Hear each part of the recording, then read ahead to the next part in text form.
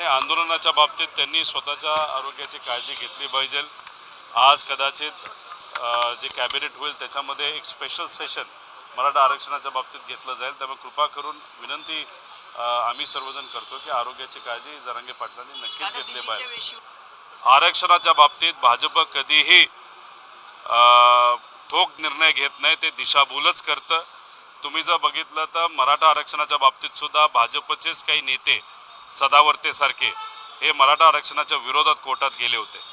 ओबीसीचं राजकीय आरक्षण न टिकावं यासाठी सुद्धा भाजपचाच एक जळगावचा कार्यकर्ता कोर्टात गेला होता। त्यामुळे भाजप काय करते तर ओबीसी विरुद्ध मराठा वाद निर्माण करण्याचा प्रयत्न करते आणि भाजपला कुठेही कोणालाही नवीन आरक्षण द्यायचं नाही, उलट जे आरक्षण आहे तेच काढून घ्यायचंय असा प्रयत्न त्यांचा राहणार आहे। त्यामुळे 2024 नंतर भाजप सत्तेत केंद्रात आल्यानंतर कुठलंच आरक्षण राहील असं आम्हाला वाटत नाही। एवढा लेवलला राजकारण भाजप जाऊ शकतं आणि संविधान आणि सगळे आरक्षण भाजप काढेल अशी भीती आम्हा सगळ्यांना वाटते।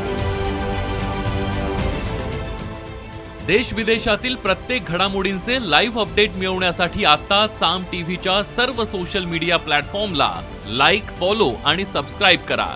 तसंच सर्व नोटिफिकेशनसाठी बेल आयकॉन प्रेस करायला विसरू नका।